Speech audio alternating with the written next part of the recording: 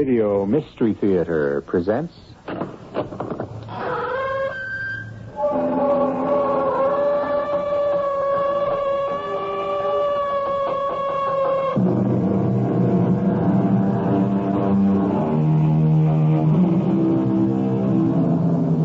Come in. Welcome. I'm E.G. Marshall, foreman of this crew of mysterious miscreants who mingle here at this hour.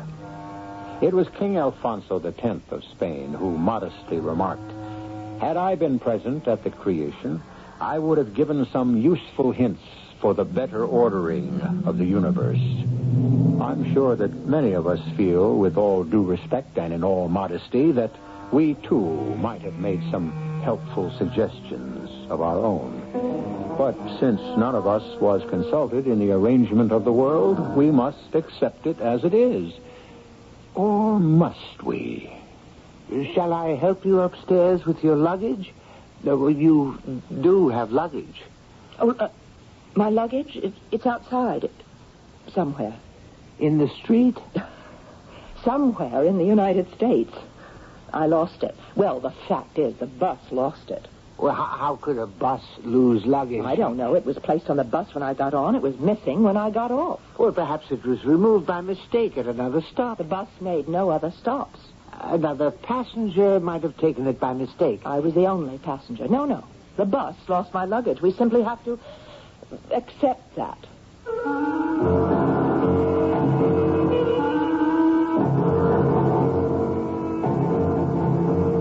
Our mystery drama, The Cornstarch Killer, was written especially for the Mystery Theater by Sam Dann and stars Robert Dryden. It is sponsored in part by Greyhound Package Express and Buick Motor Division. I'll be back shortly with Act One.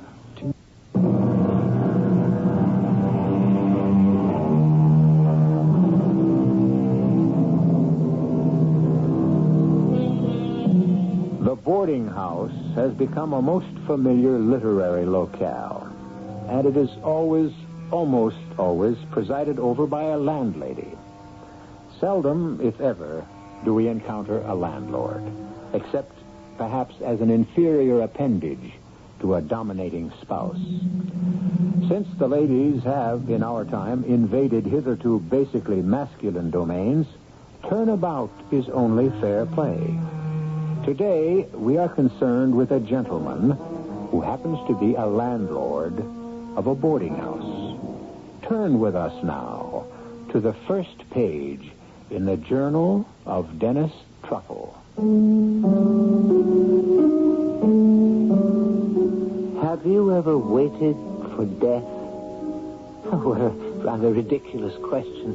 We all wait for death, don't we? But in the prime of life, I suppose we wait for death as an eventuality, not as an impending occurrence.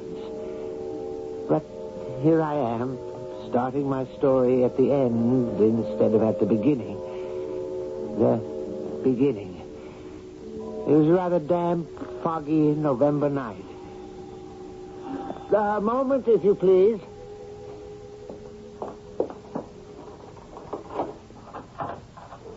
Well, good evening. I rang your bell. I heard. It's the most unusual bell for this day and age. This is a most unusual day and age. I agree. To begin afresh, I rang your bell because a sign, a rather neatly lettered sign, said rooms. Do you like the sign, then?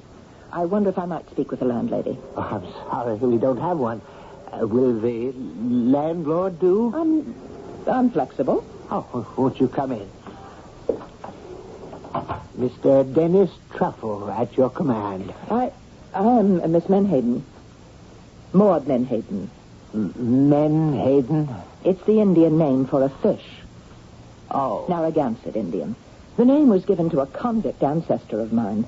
A convict ancestor? Yes, a murderer. You see, many of our early settlers here were transported felons. Evidently, my ancestor must have looked like a fish. Hence the name. Now, is that settled? Well, I was not aware that it was ever an issue. Concerning the room. I have an excellent room at the head of the stairs. I'll take it. Well, surely you wish to see it No. first. Oh, the rent is $35 a week. How much? 25. No, 35 sounds right. Oh, well, then shall I help you up with your luggage? What's that? The police car, I should imagine. Seems to be coming this way. Yes, I would assume so. Why? Unfortunately, the neighborhood has changed. Stopped here. Why? Excuse me. Hi, Dennis. Oh, Officer Paderewski. Is something wrong? Yeah, we had a little contretemps up the street. That's contretemps. A guy was murdered. Do they have any idea So I thought I'd drop in here and check out some of your creeps, Dennis. Now, see here, Officer Paderewski, that's no way to refer to You the... do have some real ripe avocados in this joint, Dennis. Now, I will not have my tenants insulted. Okay, Dennis, okay. Who's around? Well, unfortunately, we have more vacancies than we... presently, the second floor rear, I have Professor Boniface. Where is he right now? Out. Out where? Communing with nature, I suppose. And the second floor front, I have just acquired as a tenant Miss Maud Menhaden here. Miss Menhaden, this is Officer Paderewski. Please, do not look at me in that way, officer. In what way? With lust. Oh, I wasn't looking with... what I am doing is looking at you closely. For what reason? Because that's what a police officer has to do. Why? Because there's been a murder. Are you saying that you suspect me of committing the murder? Oh, no. Could I have the key to my room, Mr. Truffle? Yes, of course. To answer your unspoken question, Miss Menhaden, am I related to the famous pianist? I am sure of it. Here's your key, Miss Menhaden. Now, I say this because I have a little boy who plays the piano. Thank you, Mr. Truffle. Good night. Good night. Oh, of course, he only plays by ear. Yeah. That one is built. Built? Constructed. Put together. Ooh, there's a lot of woman there. She does seem to be of generous proportions. Hey, what's she doing in a joint like this? Well, I assume she requires refined surroundings. Sure. Well, Dennis, keep me posted, huh? Yeah, I gotta hustle around, see if I can't catch that killer. Who was the victim? Oh, guy was the manager at the bus depot. Yeah, just up the block. He was on his way home from work. And it happened a half hour ago, you say? Uh-huh. A half hour ago, I was in my sitting room with Chapman's Homer. Oh, come on, Dennis. You don't need an alibi. And a fellow human being was being stabbed to death. Yeah. Hey, hold on, Dennis. Huh? All I told you was a guy was murdered. How did you know he was stabbed? But if it happened just up the block and the killer had used a gun, then I would have heard the shot, I dare say. Yeah. Good thinking, Dennis. See you around. How did I know the victim had been stabbed? My quick, glib explanation to Officer Paderewski may have sounded convincing, but the fact is, it wasn't true. It's just that the moment I heard of the killing, instinctively, I knew it had to be a stabbing. Why? Tonight, for the first time, I'm aware of a kind of lightness, a kind of incisive understanding, a sharpness in my brain. I can't analyze it. It seemed to enter my mind when Miss Menhaden entered the house. Now, Miss Menhaden, that reminds me, she had gone upstairs without her luggage. Miss Menhaden. A rather large woman, but so exquisitely... well, that was neither here nor there. I'm sorry to disturb you, Miss Menhaden. Yes? Do you require assistance with your luggage? My luggage? You do have luggage. Oh, my luggage. I didn't see you bring it in. Is it outside?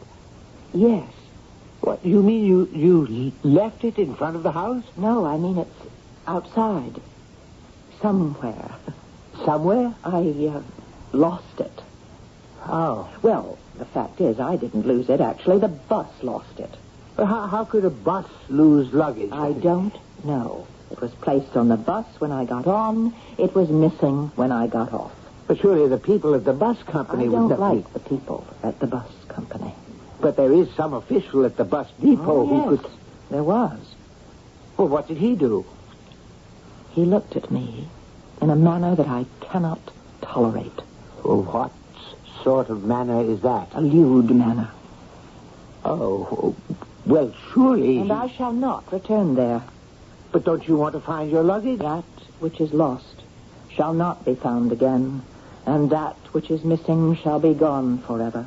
Yes, but Is there anything else? No. Except that this man who was murdered a half hour ago happened to be employed at the bus depot. Indeed. He was the manager. Oh.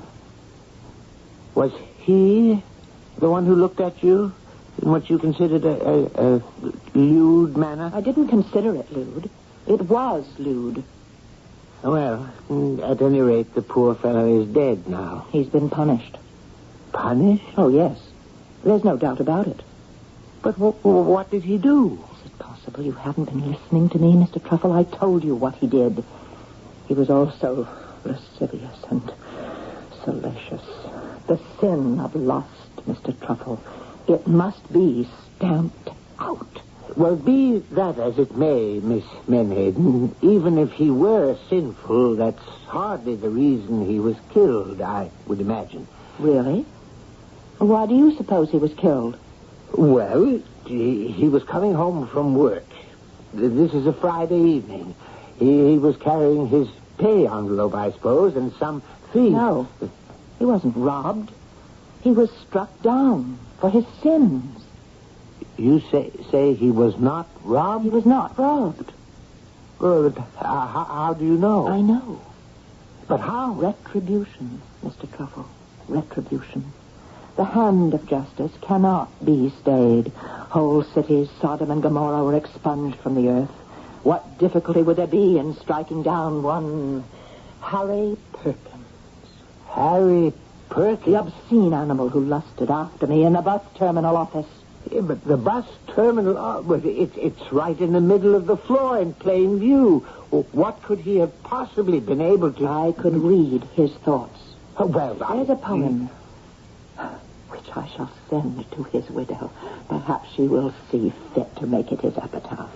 Harry Perkins, vulgar of manner, overfed, overdressed and underbred, heartless, godless, hell's delight, rude by day and lewd by night. Well, I would hardly think she would. And now there is one less of them. Them?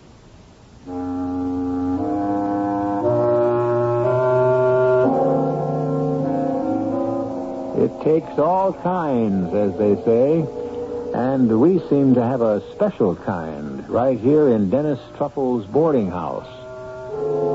Why did Mr. Harry Perkins die? You are probably spinning your own yarn, so why don't we compare designs when we meet again in just a few moments for Act 2.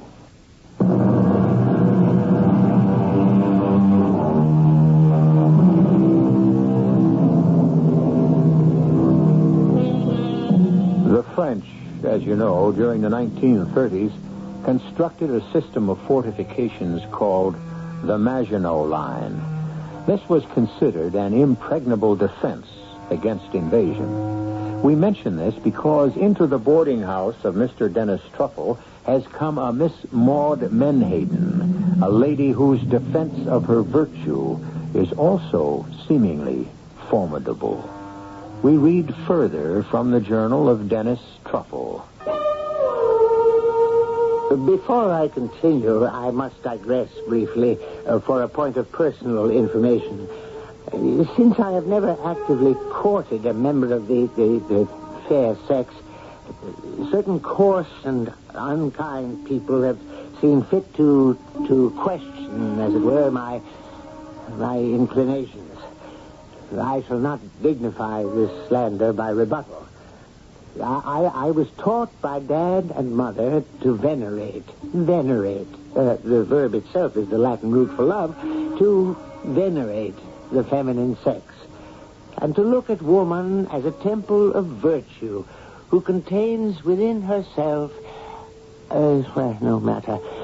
It is merely that I have never met until tonight, until Miss Menhaden entered my house, and therefore my life... Oh, what am I saying? Well, Miss Menhaden frightens me. What did she say? That Mr. Harry Perkins was not killed by a thief? Is it true? I must find out.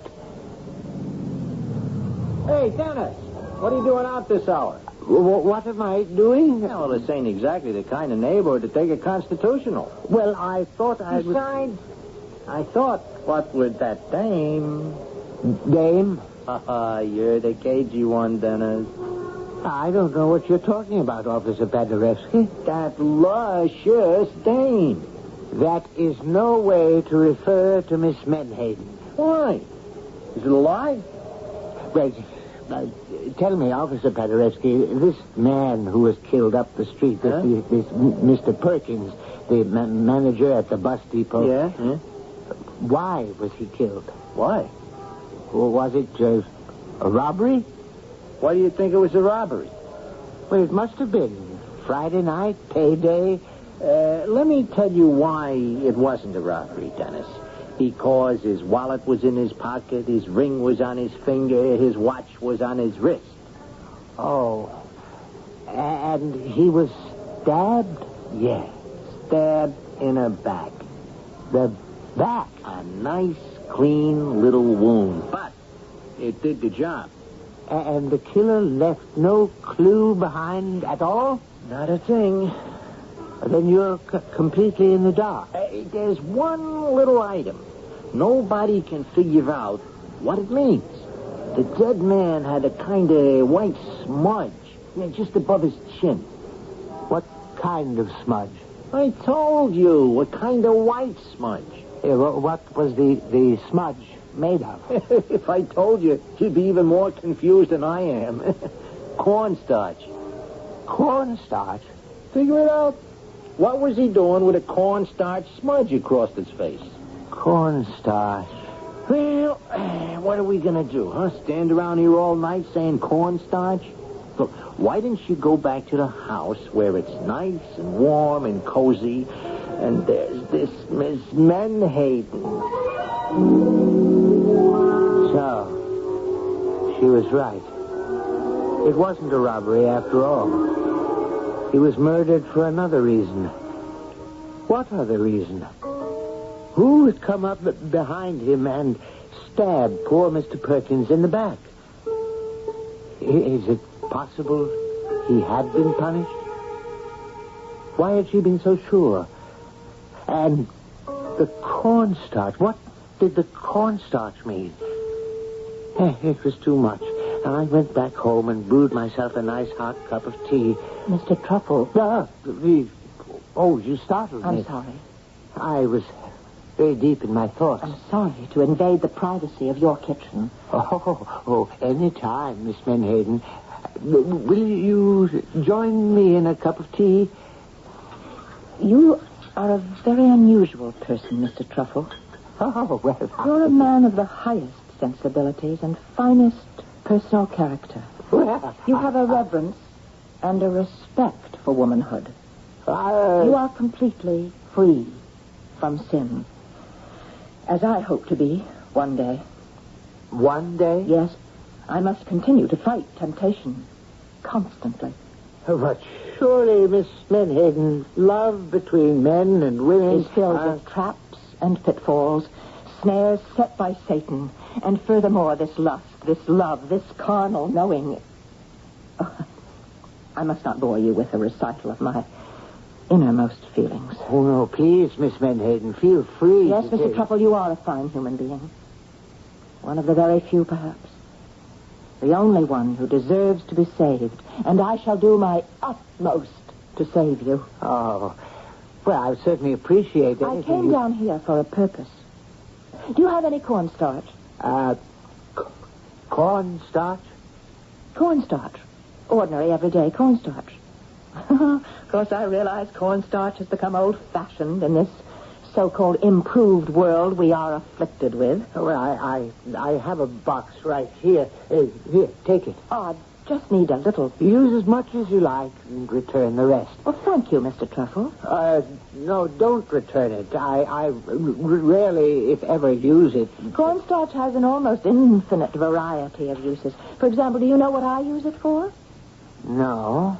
Well, you may find this somewhat difficult to believe, but at one time... Hey, Dennis, old pal, old chap, old buddy. Let's have a little drink. Professor, Come on, Dennis, baby. You got the bottle underneath the sink. Now, Professor, you've had too much. Sure, but it's no good if you don't have too much. Ain't that so, baby? I beg your... Miss Menhaden, may I present Professor You Wilbur? may not. Oh, what bit her? Professor Boniface is your fellow boarder. This hulk, this carrion, look at yourself. A corrupted container of lust and sin. Is that bad? You will be struck down in the midst of your obscene revelings. Professor, you look tired. It's time you got to bed. That's right, Dennis, old boy. Time for bed. What do you say, sweetie? You have chosen licentiousness. You have chosen to revel in the depravity of the flesh. What is she carrying on about? Now, Professor, you are being rather forward. Ah, so what? A little lovin' never killed anybody. Take heed. A little loving may very well kill you. Good night, Mr. Truffle. Good night, Miss Menhaden. Good night, honey. Now, really, Professor, she was highly insulted. Ah, what do you know about it, Dennis? I know that Miss Menhaden is a highly moral... Miss Menhaden is a woman. And you never insult any woman by praising her. Must you be so indelicate? Oh, what can I do, Dennis? It's the law of human nature. From this point on, I must be extremely careful with my facts, lest I inadvertently do someone an injustice. I permitted Professor Boniface to wheedle several drinks of a rather strong spirituous liquor which I keep about the premises, purely for medicinal purposes. The result was he passed out. I then assisted him up to his room, where I deposited him safely onto his bed. On the way back downstairs, I passed by Miss Menhaden's door. I paused for a moment.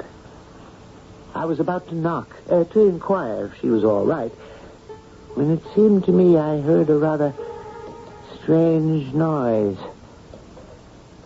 What could it be? And then I remembered where I had heard such a sound before. It was a knife being sharpened on a whetstone, a smooth, marble-like stone. I remember it was the sound made by Dad as he sharpened his razor. The sound one makes when one carefully and patiently puts a fine cutting edge on a delicate steel blade. But, of course, it may have been nothing of the sort. Which brings me to the next evening. Well, Professor, how are you this evening? Whatever happened to Helen of Troy? According to Homer, she went home to Sparta with her husband, King Menelaus, where they... Oh, that ain't the one I'm talking about. I mean the lady upstairs. Well, why do you call her... Because she's the best-looking dame I ever seen. That's the angle that I'm going to use on her. What angle? You know, feed her all them classics. Chicks really go for the cultured guys. I don't think Miss Menhaden goes, as you say, for anybody. Oh, I've seen her in action, Dennis. Oh, that one is mine. All mine. Pat, well, how can you say that? Because it's a fact. No woman can resist Wilberforce, the Boniface. I am now in stage 2 as far as she's concerned. What is stage 2? I play hard to get. You must understand, he believed every word he said. Poor professor. He'd been in the boxing ring, you know. He was the junior light heavyweight champion of Stormfield, New Hampshire, and it was said the experience left him intoxicated. No, punch drunk. Well, at any rate, he went out. About a half hour later... Oh, good evening, Mr. Truffle. Oh, well, good evening, Miss Menhaden. May I offer you some supper? No, thank you, Mr. Truffle. The hosts of the Lord must fast before they go into battle. Battle? Battle. Well, that sounds grim. On the contrary, it's glorious. You say you're going into battle. Well, where does this combat, where is it scheduled to take place? Wherever I find it. Wherever I find some poor, depraved wretch who, blinded by error, is groveling in sin, I open his eyes to the true glory, and thus save his soul. Oh. And speaking of depraved wretches, where is Professor Boniface this evening? Out. Out. Where? Well, I'm sure it would distress you to know that he will be going from one low place of entertainment and refreshment to another. Yes, it is distressing. Oh, Mr. Truffle, if only all men were like you. Like me? Pure. Well, she went out. That was about 8 p.m. She returned, I would say, at about 11. There was absolutely nothing unusual about her appearance or manner. I remember I said, "Good evening, Miss Menhaden." Good evening, Mr. Truffle. I wonder, did you save any souls this evening? I may have.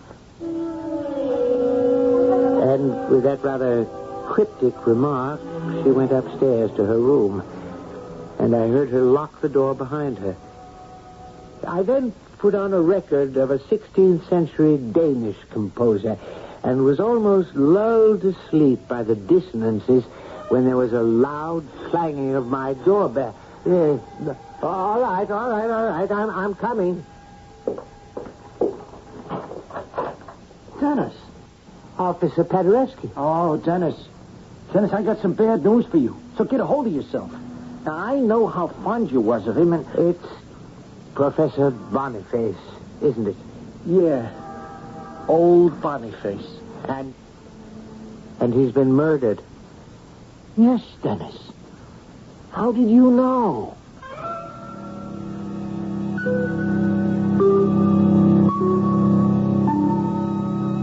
How did he know? We all knew, didn't we? We knew that Professor Boniface was not long for this world. And we could tell by the way Miss Menhaden was carrying on that she was the one who would dispatch him on his journey to eternity. But is this a fair assumption? After all, whatever happened to that good old American dictum, a person is presumed innocent until proven guilty? What actual proof do we have? We may or may not have some when I return with Act 3.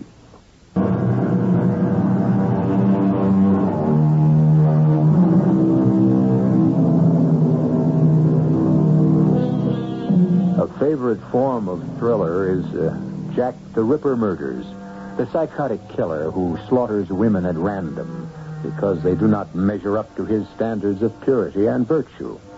In these days of women's lib, however, we must not be male chauvinists, and make all our killers masculine. Is it possible that we are dealing here with a Jacqueline the Ripper? Who knows? With us, anything is possible. Boniface. Wilberforce Boniface, the professor. Dead? Yeah. Well, I don't know what to say. Well, I was hoping you might be able to tell me something. After all, he was one of your boarders. Well, he would sleep all day and go out drinking all night. Well, think hard, Dennis. Did he know Harry Perkins? Harry Perkins, the manager at the bus depot who was murdered the other night? Well, I couldn't be sure, but why? Well, we got an idea that the same person murdered them both. The same person? Why? Cornstarch. The professor also had this smudge of cornstarch across his face. And a knife wound in the back. Cornstarch? Yeah, that's what I said. And that's what we're calling the murderer now. The Cornstarch Killer. But why would the killer leave cornstarch on the victim's face? Well, we got nuts in this world like you never dreamed existed. Do you know anyone who would want to kill the professor? Kill him? No. Anybody in the house who might have been mad at him. In the house? Well, at present there's just myself and Miss Menhaden. Maybe I'd better talk to Miss Menhaden. Yeah, but she doesn't know anything about Professor Boniface. Can you be sure of that, Dennis? Tell her I'd like to, interrogate her. If you don't mind. Miss Menhaden, there's a police officer downstairs. The relative of the famous musician? He wishes to talk with you in an official capacity. It seems that there has been another murder. Another one? This one even closer to home, I fear. I actually, at home. Poor Professor Boniface. The lecturer? Whatever. The unfortunate fellow is dead. Officer Paderewski will want to know if you know anything about it. Yes. I know about it. You do? Professor Wilberforce Boniface was an abomination. As such, he was removed from this earth. Removed? Justice was done. Morality was served. Yes, but who did the doing and the serving? I know that he was struck down because his time had come. Well, yes, I can understand that point of view, but the police might press you for specifics. Why? Well, if you say you know who killed poor Professor Boniface, he will automatically ask, who? Who? I should think anyone knows who. The avenging angel. The avenging angel. Yes, and now there's one less of them. Them? And she wouldn't say another word. I ushered her downstairs to Officer Paderewski. I am ashamed to say that he was merely using the murder as a pretext for having a conversation with her. Do you go out very much, Miss Menhaden? Out?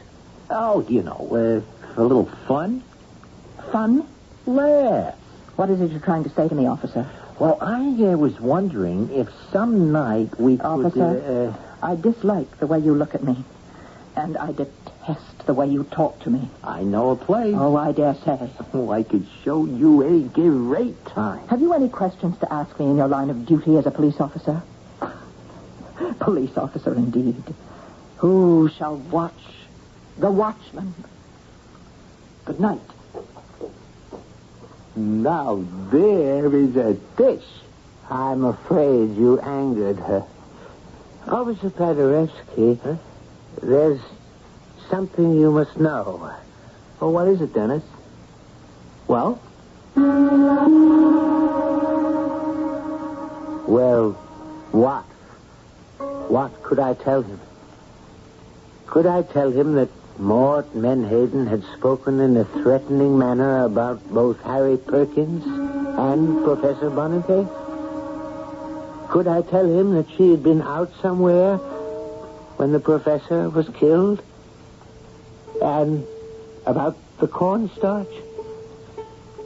Why did she want the cornstarch? Wasn't that something that might be of interest to the police? And yet I couldn't say a word. Hey, Dennis. Oh, Officer Paderewski. Have you found anything new about the murders? The cornstarch killer, it's all over the media. Yes. But has anyone reported seeing anyone who might be a suspect? Not a rumble. Now, how this guy can manage to sneak up behind his victim and just slip the knife into the back? You say guy. Why are you so sure? Hey, are you trying to tell me it could be a Dane? Well, Dennis, you're not a bad guy, but when it comes to figuring out murder, you're in over your head. But suppose I were to tell you... Hold it. Who there she is? Who? Look, across the street. Miss Menhaden. Look at the walk on her.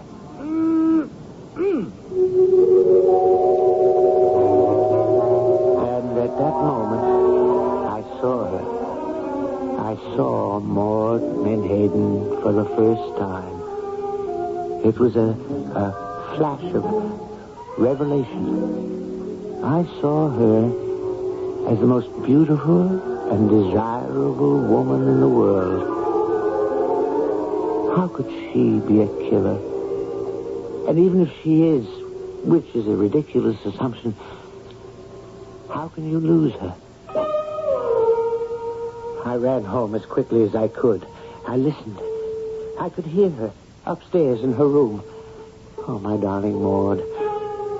I was about to knock on her door and make my impassioned declaration of love when I heard the sound. Was it my imagination? Was she sharpening a knife? What could I do? I went back to my sitting room to think.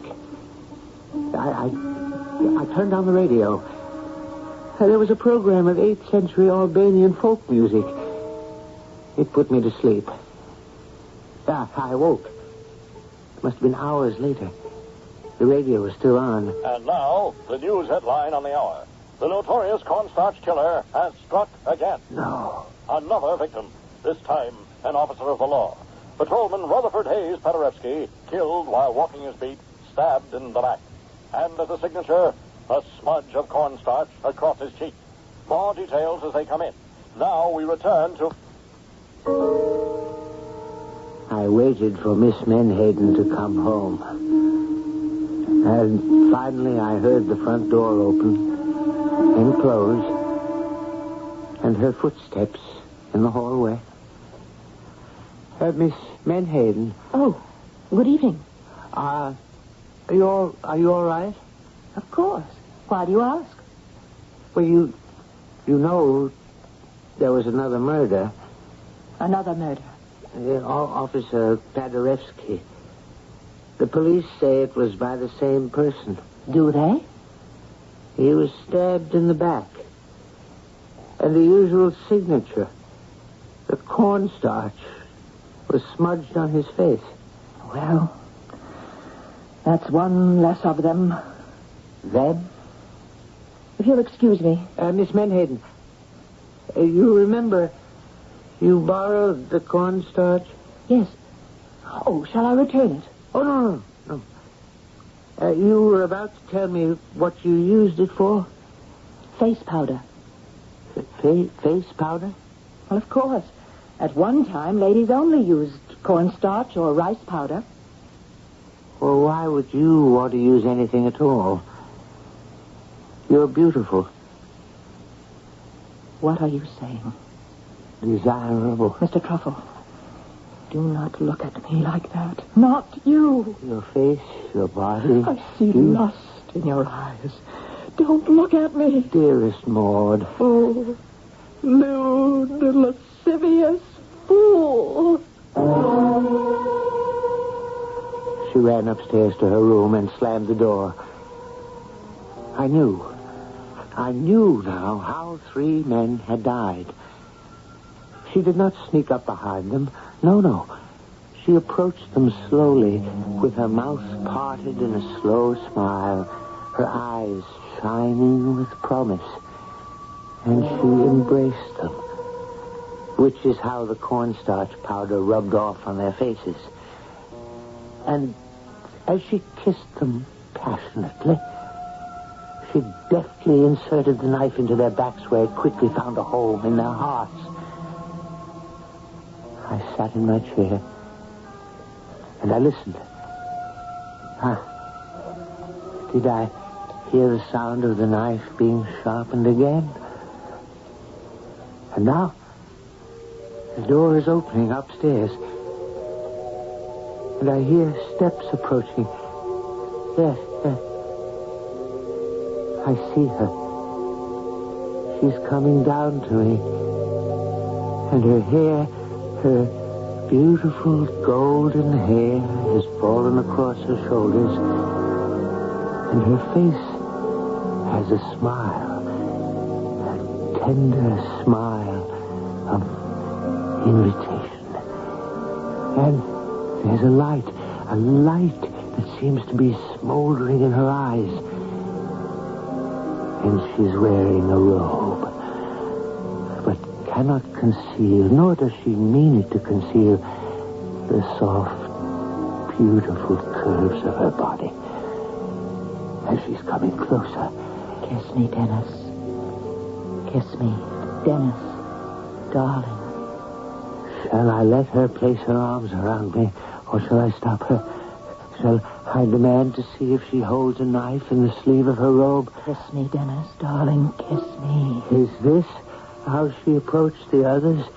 Is this what she said to each of them before she killed them?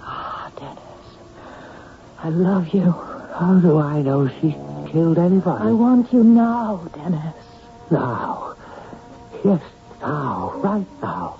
I cannot destroy the magic of this moment. I must take her in my arms now.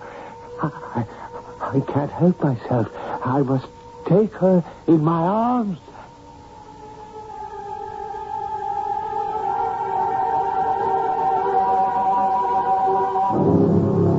Did he win or lose?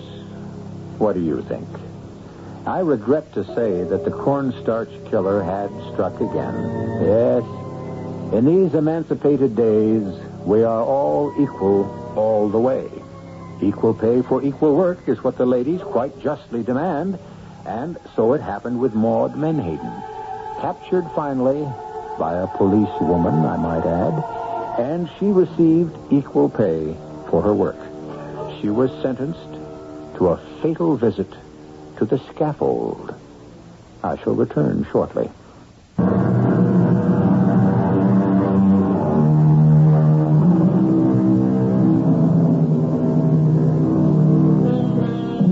Our friend Dennis Truffle died in the violence of passion. And yet, he probably died happy in the arms of the woman he loved. It wasn't much of an affair, perhaps, from your perspective or mine, but it was the great love of his life. And if it was of only momentary duration, well, who is to say longevity is always for the best in these matters? After all, you will admit he didn't have time to grow tired of her.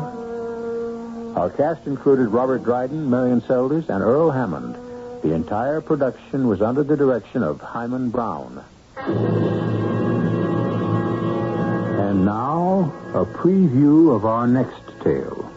Hello? Al? Well, I just thought you'd like to know the grand jury handed down indictments against your clients, Dr. Grant and Ms. Stafford. I'm just having warrants issued against them both for first-degree murder and conspiracy to commit murder. Now, you know that's going to be a waste of time, Al. You don't say. I just did. Ballistics showed that Mrs. Grant was killed with a bullet from a gun other than the one on the scene of the crime. That gun has disappeared, Al. Without it, you have no case. You wouldn't want to bet on that, would you? I'm not a betting man. It's just as well. I've got a nice little surprise to spring on you just for once. See you in court. Al? What's he got, J.C.? Search me. I'm more worried about what I may have got. What? Like they say, a bull by the tail. Radio Mystery Theater was sponsored in part by Allied Van Lines and your nearby Goodyear Auto Service Center. This is E.G. Marshall inviting you to return to our Mystery Theater for another adventure in the macabre. Until next time, pleasant dreams.